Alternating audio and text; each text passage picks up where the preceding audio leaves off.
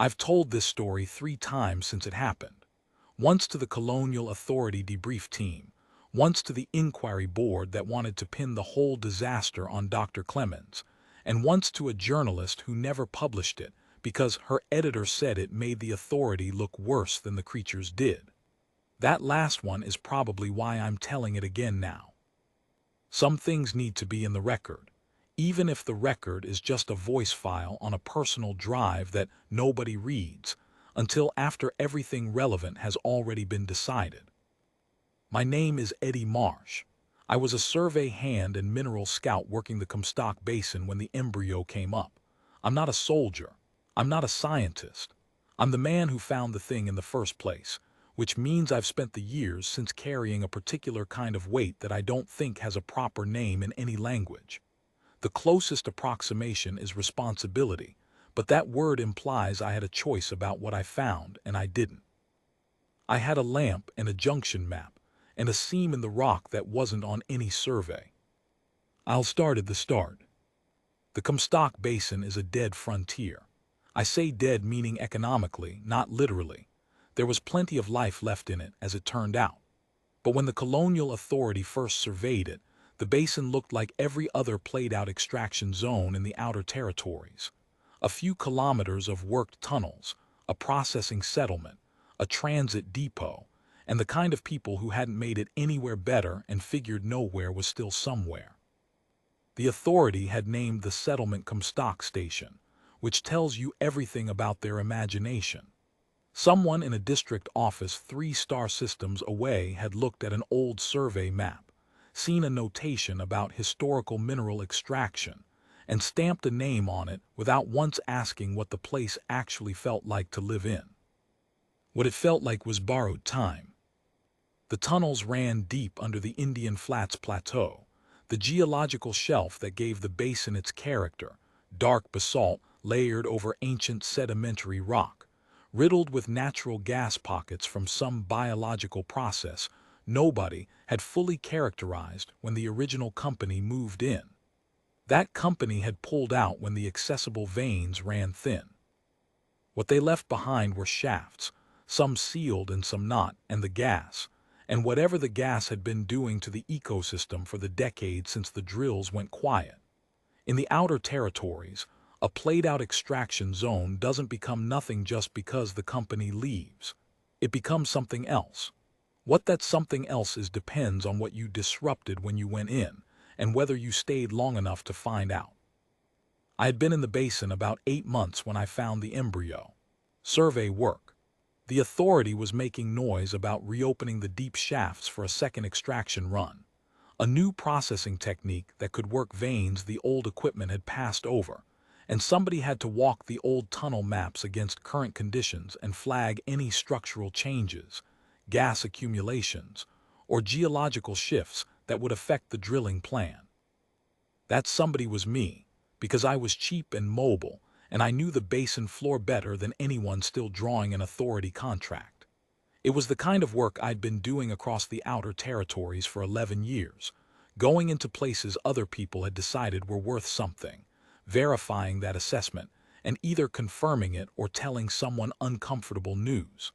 I had a record of telling uncomfortable news. That's probably why I was cheap. I went down the number 4 shaft on a Tuesday in the basin's 3rd dry season.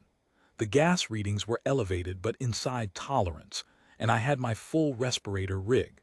I was checking a junction point about 60 meters below the surface when my lamp caught something in the lower branch of the tunnel, a seam in the rock that hadn't been on any of the company's original maps. The seam was weeping. Not water, not the typical mineral effluence you see in weathered rock. Something with more viscosity, a faint luminescence that I put down to bioluminescent microbial activity, which was documented in the basin's deep strata and usually unremarkable. But inside the seam, visible through the gap where the rock had separated along a bedding plane, was a shape. I have tried many times to describe what I saw accurately, to the debrief team and the inquiry board and the journalist and to myself, in the long wakeful hours that come in the years after something changes you. The closest I can get is this. Imagine something that was once a living thing, recognizable at some taxonomic level as belonging to the local fauna, but enlarged beyond any natural proportion and wrapped in tissue that didn't correspond to anything in the colonial biology survey. The local megafauna, heavy, quadrupedal grazers, the baseline species that the old settlers had farmed for their fiber, were documented in the survey records with standard dimensions. What I was looking at through the gap in the rock was not standard. It was immense even in embryonic form, curled against the seam, the proportions already suggesting a final scale that the tunnel junction had no context for. And it was not dead. It pulsed slowly, with a rhythm that was not quite respiration, and not quite peristalsis, and not quite anything else in the biological lexicon I had, which was the layman's lexicon of someone who had spent 11 years walking through places and noting what was alive in them. The gas in the tunnel, I understood later, had been feeding it. Some catalytic process in the rock had been converting the methane and carbon compounds from the vent pockets into a nutrient medium. And whatever this thing was, it had been growing in that medium for the entire decade since the company sealed the shafts and walked away. I did what any experienced survey hand would do in a situation where the evidence exceeded their training. I took 6 photographs, made careful notes about the gas readings and the structural characteristics of the seam, flagged the junction coordinates on my survey unit, and went directly to the only scientist in Comstock Station. Dr. Clemens ran the basin's environmental monitoring station out of a converted pressure module near the east edge of the Indian Flats Shelf. He was a tall, precise man, somewhere in his late 50s, with the permanent slight squint of someone who has spent too many years reading instrument readouts in marginal light and never quite adjusted back. He'd come to the basin on an authority science grant to study the gas ecology, the microbial communities in the deep strata, their chemical outputs, their interaction with the vent system, which was a narrow enough specialty that the station's permanent population mostly ignored him. He was not the kind of man who needed to be noticed to do his work, which was one of the things I respected about him. He was also one of the very few people in Comstock Station I could talk to without feeling the conversation was an angle I hadn't fully mapped yet. He looked at my photographs for a long time without speaking. His face did not change expression in the way most people's faces change when they see something unexpected. He had the scientific discipline of suppressing the first response in favor of the accurate one. "You didn't touch the tissue," he said finally. "It wasn't a question." "No." "And you sealed the junction behind you." "Yes, both the lower branch seal and the junction gate."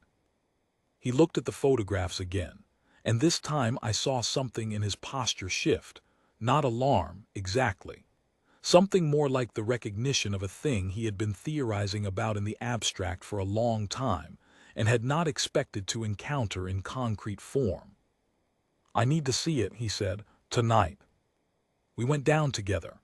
Clemens brought a full environmental field kit, gas monitors, tissue sampling apparatus, a portable culture unit that he wore in a harness like a second body, chemical analysis tools, a continuous recording unit for the instrument data. He worked in silence for just over 4 hours. I held the primary lamp and kept my observations to myself, which is the most useful contribution a non-specialist can make in a field situation where a specialist is working. By the time we came back up, the basin's long dawn was beginning to gray the eastern sky, and Clemens had taken 14 tissue samples, filled 2 recording units, and run a continuous chemical analysis of the vent composition at the embryo's location. On the surface, in the cold pre-dawn light, he told me what he believed he was seeing. The basin's geological record, it turned out, was significantly less complete than the authorities' survey documentation suggested. The company that had first worked the Comstock had done a resource survey, minerals, gas volumes, structural load capacities for drilling equipment, but not a thorough ecological survey. The deep strata contained microbial communities that Clemens's monitoring work had been documenting for 2 years, communities that had been actively processing the vent gases for an estimated 3,000 to 4,000 years. That was longer than any human presence in the outer territories, longer than the settlement of this entire region of space. Those communities had, over that span of time, created conditions in certain deep pockets of the rock that were chemically proximate to biological tissue fluid, not identical, but close enough to function as an incubation medium for the right kind of organism. The local megafauna had apparently been exploiting those pockets. The deep vents, the warmth, the chemical medium, the natural shelter of ancient rock. It was a birthing environment, a nest of a kind that predated any colonial understanding of the basin's ecosystem by millennia.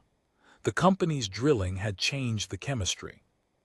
10 years of sealed shafts had altered the gas composition in the deep pockets, concentrating certain compounds, altering the thermal profile, changing the medium that had served as a perfectly calibrated biological incubator into something subtly different. And whatever had been growing in that changed medium for a decade had not grown normally. "How large will it be at full gestation?" I asked. Clemens looked at the plateau shelf for a moment before answering.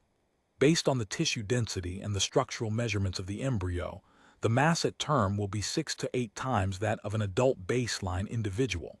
The musculature I was able to sample doesn't correspond to the baseline anatomy. The neural tissue," he paused. "The neural complexity is significantly above what the baseline species shows. Whether that means greater intelligence in any meaningful sense, I can't say. But the developmental profile is not what I would have predicted from the species record."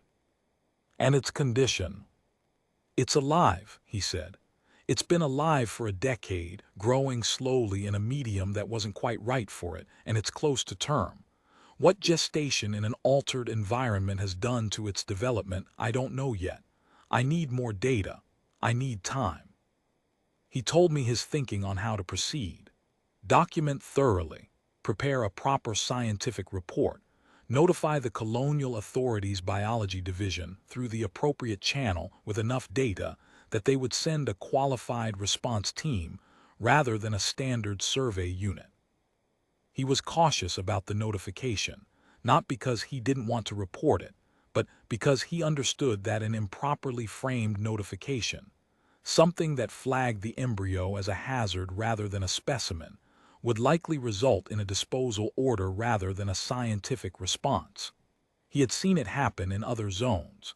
He did not want this creature destroyed before it was understood. I should have pushed harder on the timeline. I know that now.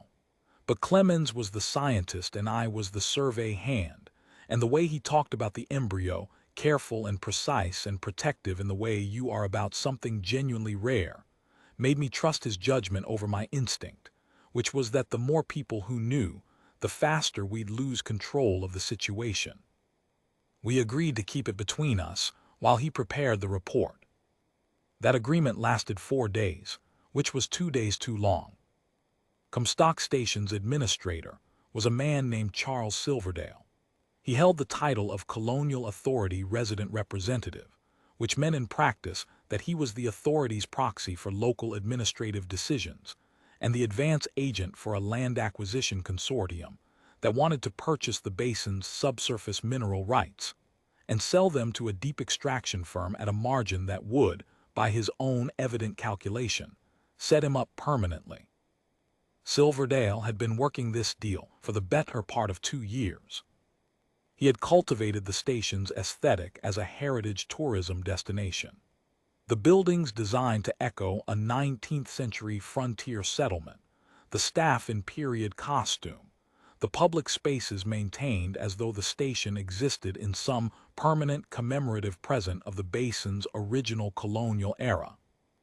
Because investors who thought they were purchasing a piece of authentic frontier history were willing to pay more for the associated properties than investors who understood they were buying a gas-depleted extraction zone in the outer territories. It was theater. The set was the basin. The audience was money. To run this arrangement, Silverdale needed control of information. A sheriff named Gordon held that function, a man who wore the badge because Silverdale's contract paid better than the authority's standard stipend, and who administered the station's legal processes accordingly. There were also several contracted enforcement personnel whose presence was the kind of ambient reminder that certain conversations were not worth having loudly. Silverdale found out about the embryo on the fourth day. He found out the way powerful men in small, enclosed communities always find things out, through a network of informants kept functional by the prospect of inclusion in whatever the powerful man was arranging. One of the station's medical staff had processed Clemens's supply requisition, the specialized culture medium, the enhanced monitoring equipment, the tissue analysis reagents, none of which were standard environmental monitoring supplies, and had reported the anomaly.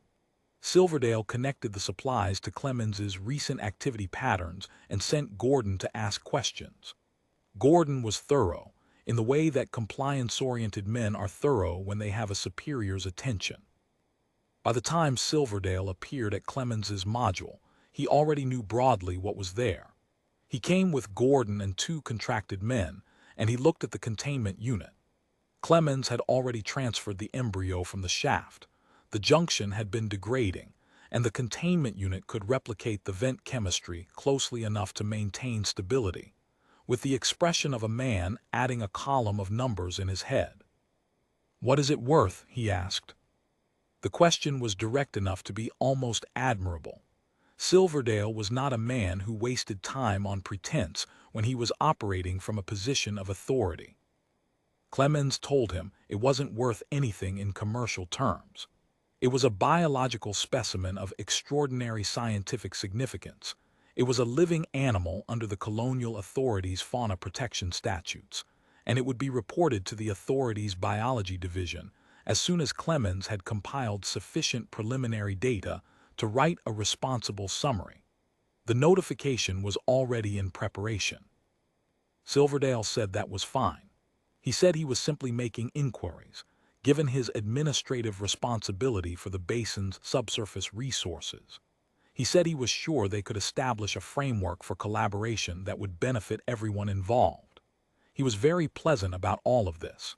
He had the manner of a man who has never found it necessary to raise his voice, because the people behind him are sufficient to the situation, and everyone in the room understands that arithmetic. After he left, Clemens spent a long moment looking at the containment unit. "We accelerate the notification," he said. "How fast can you get a summary ready?" "Tonight, I'll cut the preliminary analysis and send the raw data with a flag. The biology division has protocols for uncharacterized specimens in remote zones. They'll escalate." He was already at his instrument panel. 11 days for a qualified team, possibly 9 if the routing is favorable. 9 days. I looked at the containment unit. Inside, the embryo moved in slow arcs against the culture medium, the same disoriented searching motion I'd seen when I first found it in the rock. Its biology was not calibrated for the containment unit any more than it was calibrated for the surface. But it was alive, and it was not deteriorating. 9 days, I said. Yes. Neither of us said what we were both thinking, which was that 9 days was a long time in a small station where someone had just come to look at the asset and assess its value. Barnstable arrived 3 days later on the weekly transit shuttle. I met him the first evening in the station's common room. He was a tall man, unhurried in his movements, with the particular quality of attention that distinguishes people who have spent their working lives in environments where inattention has consequences. Survey hands develop it. Pilots develop it. Miners develop it. It's not wariness exactly. It's more like a permanent, accurate inventory of the space you're in, conducted automatically without appearing to look.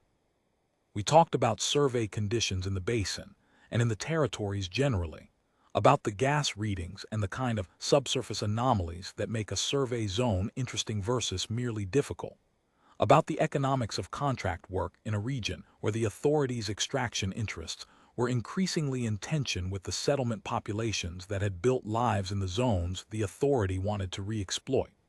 He was thoughtful and specific in his observations, and did not embellish. I noticed Silverdale's informant in the room. I noticed him watching Barnstable. I didn't understand what it meant. In the morning, one of Silverdale's dogs, a large animal kept at the transit depot, its primary purpose apparently decorative, in keeping with the station's period aesthetic, was found dead near the fuel depot. Gordon arrested Barnstable before the morning transit shift began.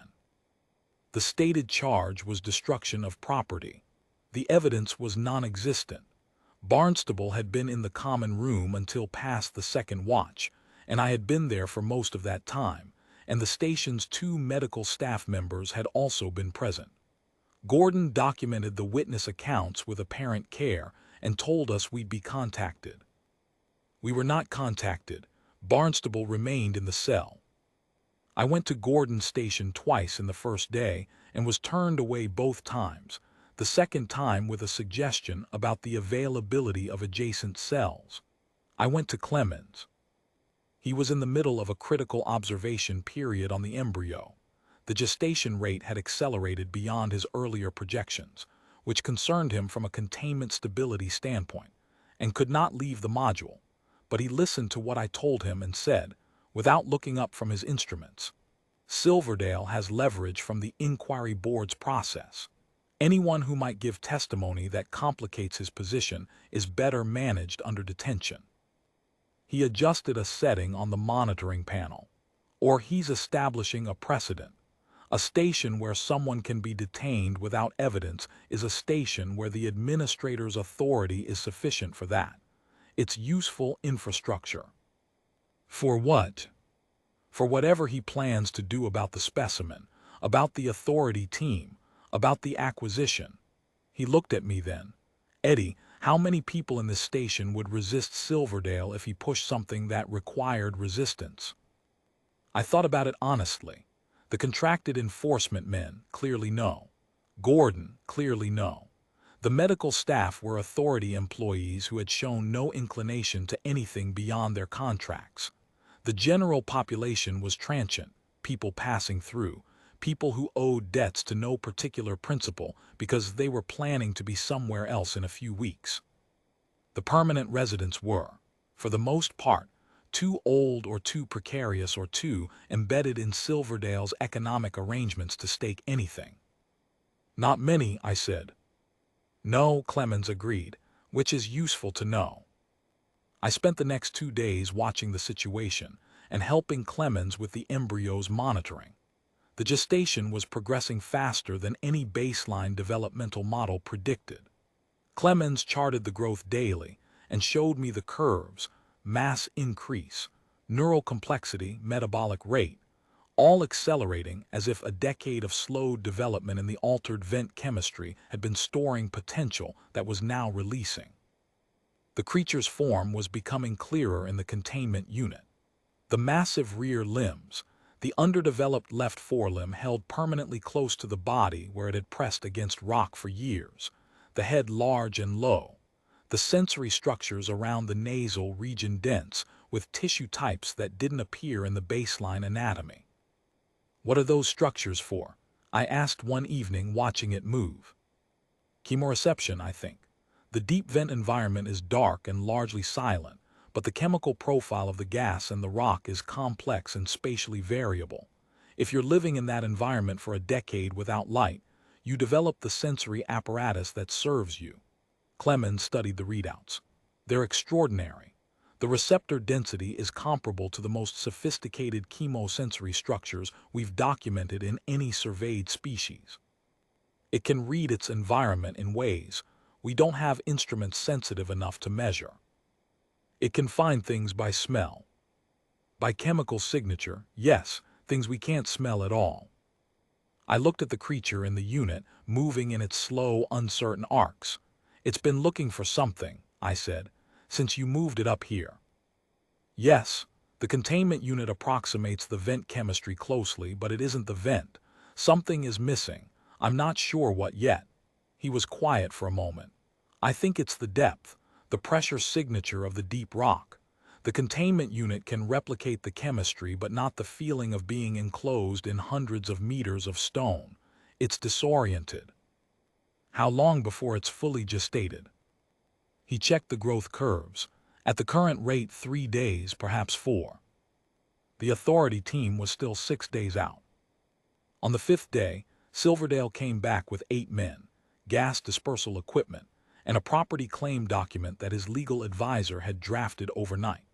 The claim asserted that any biological specimen found in the Comstock Basin subsurface fell under the consortium's prior extraction agreement with the authority, which gave the consortium rights to any commercially valuable material extracted from the subsurface zone. The document was creative. It was probably not valid. It was designed to create enough legal ambiguity that the authority team would have to refer it upward before acting, which would take time, and Silverdale was operating on the understanding that time was the resource he needed most. He read the claim to Clemens in the module. Clemens told him the claim was inapplicable to living fauna under any version of the colonial authorities' charter that he was aware of, and that he was prepared to contest it through proper channels, and that the authorities' biology team would be arriving in 6 days and would have their own legal staff, and that in the meantime Silverdale could file whatever documents he chose and Clemens would respond to them appropriately. Silverdale told Gordon to arrest him. I was standing to the left of the instrument bank, near the wall of the module opposite the containment unit. I had been helping with the morning monitoring cycle and had not left when Silverdale arrived because leaving felt like conceding something, and also because I had a reasonably accurate sense by then of what Silverdale was willing to do and didn't want Clemens alone in the room with him. Gordon put his hand on Clemens's arm. There is a particular moment in a situation that is escalating when the situation is still reversible, and the window for revering it is measured in seconds. Every person in every escalating situation knows this moment when it arrives, even people who have never been in one before. You feel the window. You feel it closing. I picked up a gas monitor from the instrument bank, a handheld unit, solid composite casing, about 1 kilogram, and I hit Gordon across the shoulder with it, not across the head. I'm not a violent man by nature or by training, and I was not trying to injure him seriously, only to interrupt the specific physical act he was performing. He let go of Clemens's arm and stepped back and looked at me with an expression that was mostly surprise.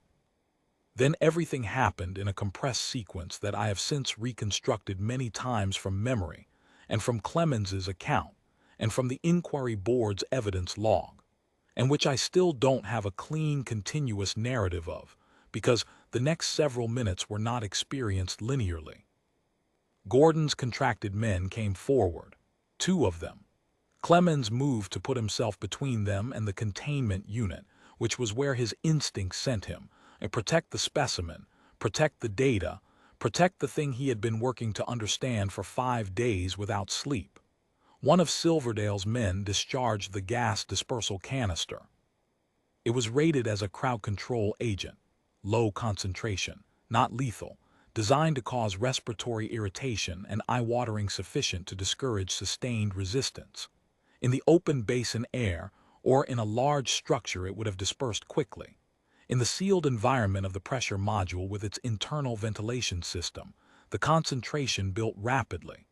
Within 30 seconds, everyone in the room was coughing hard and couldn't see clearly.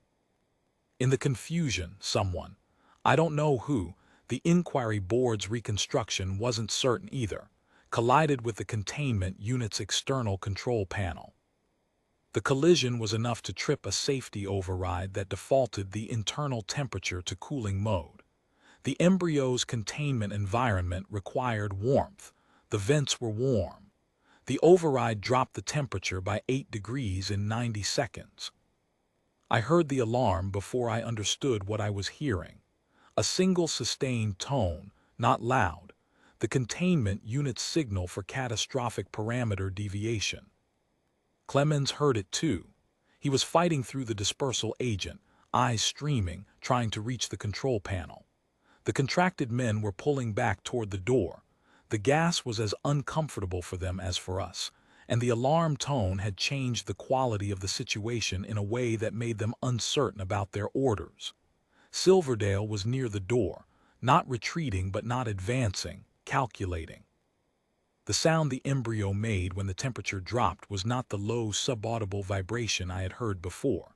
It was above the audible threshold, well above it, and it did not behave like sound in a normal sense.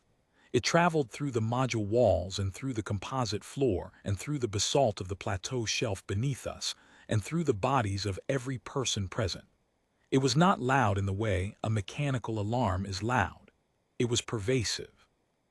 It went into you through your sternum and the bones of your feet and the fluid in your ears simultaneously, and it produced a response in the body that was not pain and was not fear and was not anything I had a name for. Every person in the room stopped what they were doing for the 3 seconds it lasted. The containment unit's lower seam split. The impact from the control panel collision had stressed the seam. The temperature drop had contracted the composite material. The creature's movement in response to the drop, a sudden sharp recoil, instinctive, the way any animal moves when its environment suddenly becomes wrong, did the mechanical work the stress and contraction had prepared for. The seam opened along a 40-centimeter run. The pressure differential between the unit's interior and the module pushed the gap wider in about 2 seconds. The creature came out.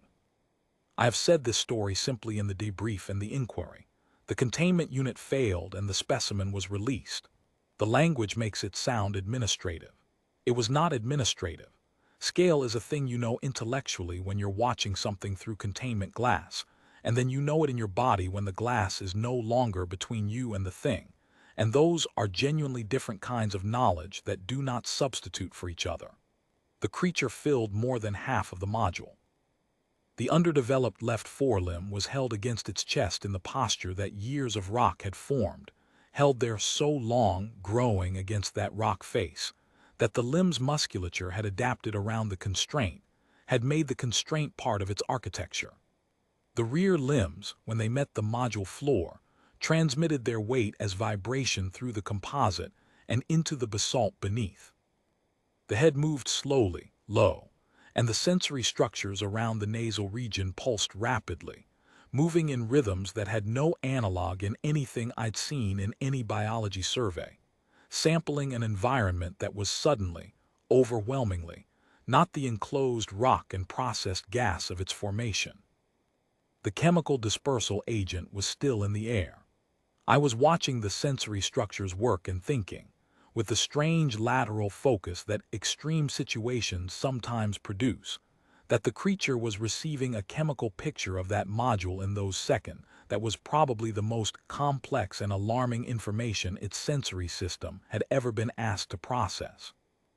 10 years in a vent pocket, in a stable chemical environment that varied only slowly with the seasons and the deep geological cycles. And now this, dispersal agent, human bodies, composite polymers, instrument electronics, the stress chemicals that frighten people produce, the specific molecular signature of 6 different individuals in acute physiological distress. All of it at once, all of it wrong. It was not aggressive. I want to be precise about this because the inquiry board's framing kept returning to threat assessment, and threat assessment was not the accurate lens. The creature was enormously confused. It was in a small enclosed space full of chemical agents and noise and unfamiliar bodies and artificial light, having emerged from a temperature drop that had frightened it, from a 10-year gestation in still dark rock. Clemens had been right about what it was experiencing. The word he had used in the module in the days before, frightened. A thing can be 700 kilograms and frightened simultaneously, and when it is, the scale of the confusion is the hazard, not the malice, because there is no malice. There was nothing in the creature that intended harm. There was nothing in the creature that intended anything in the way humans intend things. There was an animal in a situation its biology had no preparation for, responding to that situation with the only resources it had: its body, its senses, and the deep instinctive drive towards something, anything, that was less wrong than this. What I remember of the next minute: Clemens's coat in my hand, the module doorway frame, the cold air on my face after the gas-thick heat inside, Silverdale and his men already spread across the shelf, some distance away, regrouping in the way that people regroup when they have retreated faster than they intended and are now trying to reconstruct their authority. Gordon holding his shoulder where I'd hit him, not pursuing that particular account at the moment. Two contracted men on their comm units, calling whoever was on the other end of their emergency chain. The module wall buckled outward. The composite panel flexed once, held for 2 seconds. I watched it and counted, and then the creature came through it the way a dam gives, not all at once and then all at once. On the open Indian Flats shelf, in the basin's long gray dawn, the creature was something that the word incomprehensible is not adequate for and is nonetheless the only word I have. Not terrifying in the calculated sense. A weapon is terrifying in a calculated sense, because a weapon has purpose and purpose has a logic you can work with. This was something else. A scale event. A thing existing at a magnitude your perceptual systems weren't organized to process correctly, because nothing in the evolutionary history of human beings on the planet we came from prepared our nervous systems for this specific experience. It stood on the shelf, and the sensory structures moved, and it made the sound again. And the sound traveled through the plateau rock, and we felt it through our feet and our sternum and the fluid in our ears simultaneously. Silverdale's men ran. Gordon ran. Silverdale stood for perhaps 5 seconds. I watched him, and the 5 seconds were notable, calculating, still calculating even then, whether there was a position in this that served his interests. Then he ran. Clemens and I did not run. I have thought about why. I think the honest answer is that running did not present itself to my body as an available option in that moment. The creature was large enough that the calculation of distance and closing speed that the running instinct requires did not complete. I stood, and Clemens stood beside me, and we watched the creature turn on the shelf and orient slowly in the direction of the station. Then I thought of Barnstable. The cell in Gordon Station. The station between here and wherever the creature was moving. The structural specifications of the Colonial Authority's standard detention facility, which I knew from the supply survey data I'd filed at the start of my contract. Single-wall composite, rated for standard atmospheric pressurization and civilian containment loads. Not for anything else. "We have to get him out," I said. Clemens looked at me. "He's in a cell and the station is in that thing's path. Move."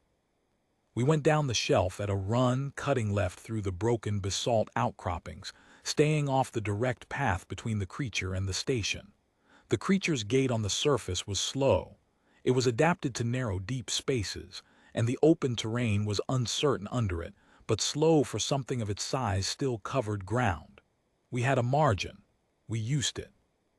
The station was in full alert when we came off the shelf and onto the basin floor.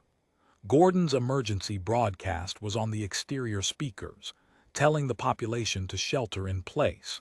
People were in the corridors and the common areas, confused, receiving contradictory information from personal comm units and the official broadcast simultaneously. The kind of chaos that is less panic than a collective failure of the information systems everyone had been depending on to tell them what to do. Gordon Station, the administrative and detention building, was at the main junction of the transit corridor and the primary common space. The door was unsecured. Gordon had left in a hurry and had not locked it, which was either a mistake or a sign that his departure had been more urgent than administrative.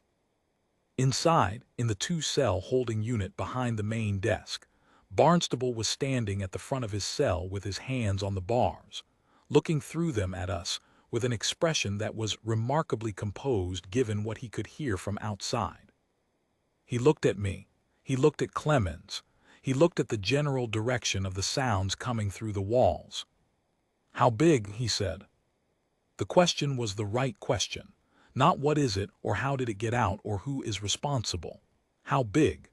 I had spent 11 years doing survey work in the outer territories, and I recognized the diagnostic instinct. Gather the operationally relevant information first, process everything else later. 700 kilograms approximately, Clemens said. 6 to 7 times the baseline species mass. It's disoriented, not hostile, but the scale means the distinction is unreliable in enclosed structures. Barnstable processed this for about 3 seconds. Power grid. Clemens and I looked at each other. The relay towers, Barnstable said. Main station power draws from the basin grid through the east shelf relay array. If it moves through the east infrastructure. Life support to backup, Clemens said immediately. Secondary systems for this station size would hold approximately 6 hours. Less if the population is concentrated in primary areas drawing from the backup simultaneously. So we keep it off the east shelf. Barnstable looked at the cell door. Key racks on the left wall. I found the rack, 8 keys on numbered hooks. I worked through them until one turned in the lock. The cell door swung open. Barnstable stepped out, looked around the station office once, then at me. You came back for me.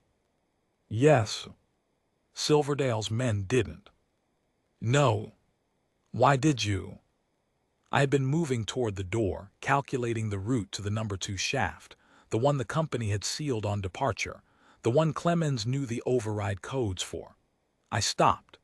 Barnstable's question was not rhetorical and it wasn't small, and answering it with what came easily, we needed you, you had skills we needed, would have been both true and dishonest. Because leaving you in there was making me into something I don't intend to be, I said. That's all. He looked at me for a long moment, then nodded. Once. The way a man nods when he's heard an honest answer and has no argument with it. We moved.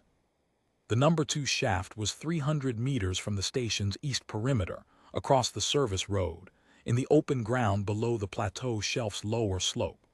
It was the oldest shaft in the basin, sealed with a heavy composite cap when the company left, locked mechanically, and then coated when the authority took over the zone. The cap was weathered from a decade of basin conditions, dust scoured, the locking mechanism stiff but intact. Barnstable went to work on the mechanical lock with the multi-tool from his survey kit. Clemens pulled the override codes from his field unit. He had the data because his environmental monitoring scope included all sealed subsurface access points, and began entering the authority's code sequence into the cap's electronic lock. I watched the approaches. The creature was in the station's outer ring. I could not see it directly from the shaft position, but I could hear it, the low subaudible vibration through the basin floor, conducted through the basalt, audible through my boots as much as through my ears. I could hear, intermittently, the structural sounds of composite panels stressed beyond their load ratings. The outer storage modules were not built for direct contact with something of that mass. One of them, the utility stores module near the North Transit Gate, had partially collapsed. I could see the distortion in its roofline from where I stood.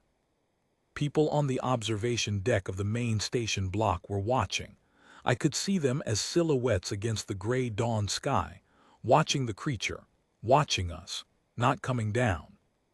Silverdale appeared from the gap between 2 service blocks to our east. He had 2 contracted men with him. He also had a directed energy tool, technically a survey instrument, a ground-penetrating resonance device used for deep strata mapping, but adjustable in output range, and at the higher end of its adjustment capable of delivering a focused energy discharge that would cause significant tissue damage to a biological target. It was not a weapon under the authorities' equipment classifications. It functioned as one when pointed at a person. He pointed it at Barnstable. "Step away from the shaft access," he said. Barnstable kept working the mechanical lock. His hands did not stop. He did not look up at Silverdale or at the tool in his hands. He just kept working, with the same steady economy of motion he'd shown since we opened the cell door. I want to say this clearly because I think it matters. It was not bravado. It was not a performance of composure for anyone's benefit. It was a man who had calculated what was important and was doing it, and the pointing of a survey tool at him was a secondary variable that did not change the primary calculation. Clemens said, "Charles, there is a 700-kilogram animal moving through this station right now. Put that down and either help us or leave." "The authority team will impound the specimen," Silverdale said. "The specimen represents an asset that was found in my licensed zone, under my consortium's prior extraction agreement, and I am not going to allow a colonial bureaucracy to walk in here and designate it public property without a legal contest." "People could be killed," I said. "The authorities' response team will have containment protocols. The situation is manageable if we wait for The creature made the sound. All 5 of us felt it through the ground. The 2 contracted men stepped back, not by decision, by reflex, the way a body responds to a stimulus that bypasses the decision-making process. Silverdale's arm dropped slightly. The tool in his hand shifted its angle toward the ground. For 2 seconds, the only thing happening in the basin was the sound moving through the rock. Then Barnstable said, "Seals clear," and Clemens entered the final code, and the cap's electronic lock released with a sound like a pressure vessel venting. The mechanical cap lifted on its counterbalance hinges, and from 200 meters below, the deep vent gas began to rise. It was invisible. It was not toxic at surface concentrations. The basin's ambient gas readings had always been within human tolerance. What it carried was the chemical signature of the deep rock: methane fractions, carbon compounds, the microbial metabolism byproducts of 3,000 years of subsurface biological process, trace minerals dissolved from the basalt and the ancient sedimentary layers below. A complex molecular environment, highly specific, as distinctive as a fingerprint. The environment in which the creature had spent a decade in the dark. Silverdale raised the survey tool again. I don't know what he intended. I don't know if he intended anything specific, or if the raising of the tool was simply the body's retrieval of a cached response when the situation felt like it was changing in ways he hadn't authorized. He fired it. The beam caught the creature across the left flank, the underdeveloped limb side, the side that had spent years pressed against rock. The discharge was not lethal, but it was significant. The tissue response was immediate. The sound the creature made this time was not the low, searching pulse. It was higher, and it was fast, and it went through the basin floor and the plateau shelf and the station walls and the people in the observation deck, and through every one of us standing on the basin floor in a way that left an impression in the body that I can still locate, a decade later, if I pay attention. Both contracted men dropped their equipment and ran. Not in the same direction, not toward the station, just away, individually, with the absolute priority of putting distance between themselves and the source of the sound. Silverdale stood for a moment, still calculating, I believe, even in that moment. There is a particular kind of person for whom the calculating never stops even when every other resource has been exhausted, and then he too ran. The creature turned toward where Silverdale had been standing and moved through the space he had vacated. Its tracking of him was brief. He disappeared between the service blocks and the creature stopped, raised its head, and the sensory structures began their work. Clemens said very quietly, "It's reading the shaft." The vent gas had been rising for 3 minutes. At the surface, in the basin's light wind, the concentration was minimal. The compound profile was there but thin, at the edge of any normal biological detection threshold. Not at the edge of this creature's detection threshold. It moved across the basin floor toward us in slow, heavy strides, and we stepped aside, not running, stepping, deliberately making room, and it came to the shaft opening and lowered its head, and the sensory structures slowed their rapid pulse to something steadier, something that I can only describe as recognition. Not human recognition, not the cognition of a mind encountering something familiar. the recognition of a body encountering the environment it was built for. It stood at the shaft opening for 90 seconds, perhaps slightly longer. The basin around it was quieter than it had been since the early survey days, before Silverdale's heritage tourism and the transit schedule and the contractor population had layered their noise over the plateau. In that quiet, the creature's low subaudible pulse was the only sound, and it moved through the basalt and through our feet, and through the rock of the Indian Flats shelf in slow, regular intervals, like a heartbeat heard through a wall. I was watching its sensory structures, the rapid pulse that had characterized them since the temperature drop, since the containment unit alarm, since the frightened sound, since everything went wrong and the module had slowed. Not stopped, slowed. The rhythm settling into something that was less emergency and more assessment. The deep chemical signature of the vent gas was doing something to the creature's state that I could see in the tissue, even if I couldn't name the mechanism. Clemens could name it later in his papers, something about allostatic regulation, the body's chemistry seeking the environment it was calibrated for. What I saw in those 90 seconds was simpler than any technical language. A very large, very confused animal encountering something familiar, and the body responding to familiarity the way bodies do.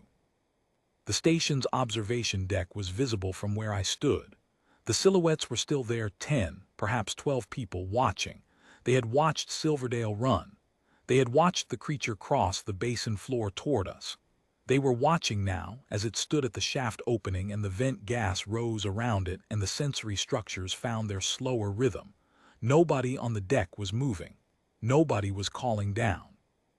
They were spectators in a situation they had not created and could not control, which was more honest than most of their behavior in the days leading up to it had been. The creature lowered its head to the shaft opening.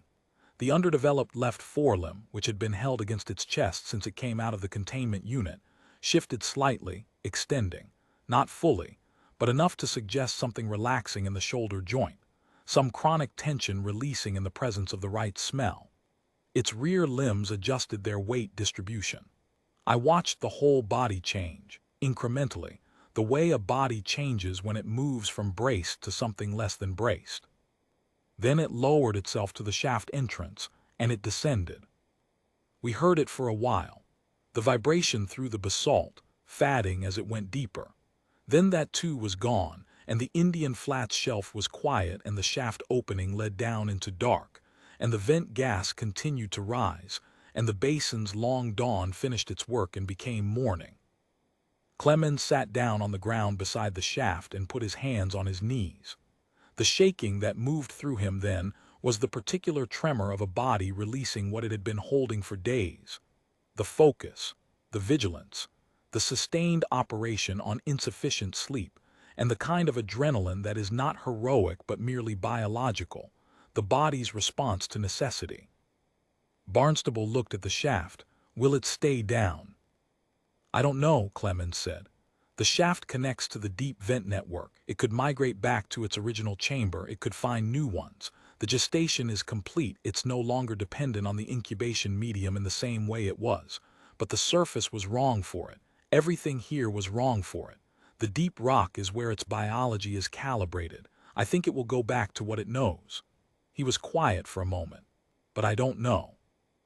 I looked at the shaft opening.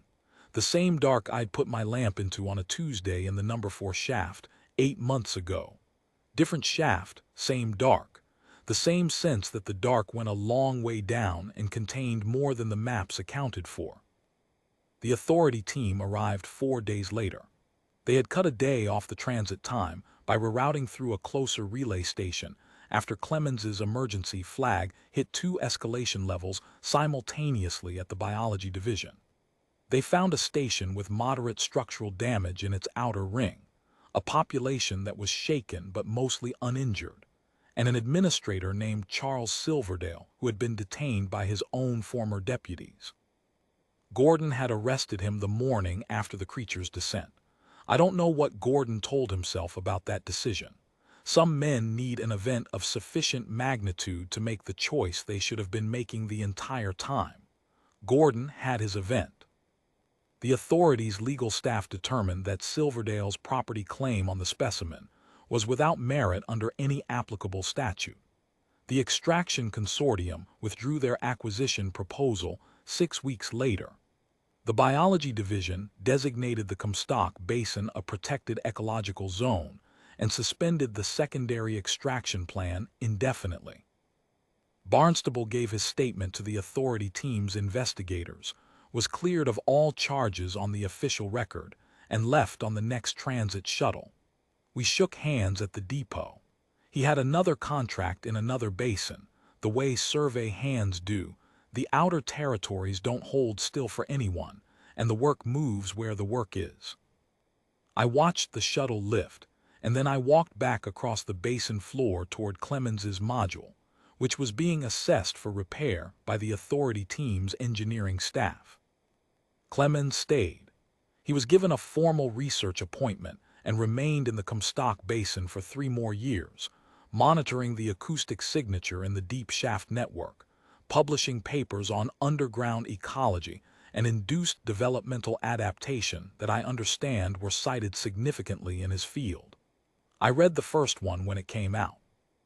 Most of it was beyond my technical training, but I understood a section near the end, written in the careful, qualified language of science, about the ecological ethics of resource extraction in incompletely surveyed biological zones.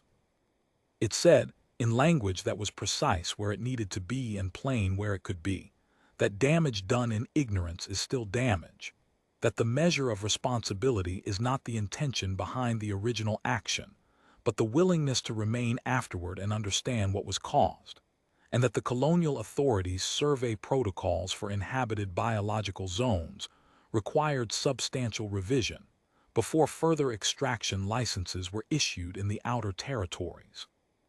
It also said, in a footnote I've thought about more times than I've thought about most things, that the creature in the Comstock Basin's deep vent system was, as of the paper's publication date, acoustically present in the network, still there, still making the low, subaudible pulse that the monitoring stations registered in the basalt, alive in the dark, in the deep old chemistry of the rock. I left the basin a year and a half after the creature went down. Survey contract in a new zone, different geological profile, different problems. The work you do is the work you do. I've thought about the creature often in the years since. I've thought about what it was like to be the thing that spent a decade in the altered dark, growing in conditions that were wrong, and then to emerge into a world that was more wrong still. The light, the air, the noise, the scale of human urgency being directed at you when you had no framework for any of it. I've thought about what it found when it went back down. The right dark, the right chemistry, the right pressure of deep rock. Not its original chamber, most likely. Something new. Something it would have to learn, but something that was at least built on the same logic as what it had always known. I don't tell this story to make the creature symbolic. It wasn't symbolic. It was a living animal, the first of its kind.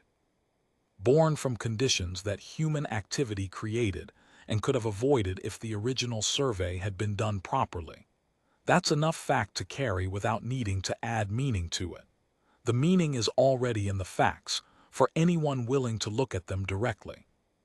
What I tell it for is Barnstable, a man who came to the Comstock Basin on a transit shuttle for a resupply stop, who had nothing to do with any of it, not the embryo, not the specimen, not Silverdale's acquisition plan, and who ended up in a cell because someone with sufficient local authority needed leverage and he was convenient. A man that the station's population watched get taken in and said nothing.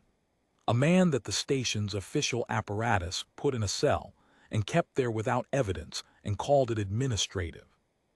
What Silverdale understood about the world, and what made him effective in the world he operated in, was that people in inconvenient positions are assets if you hold them with sufficient confidence.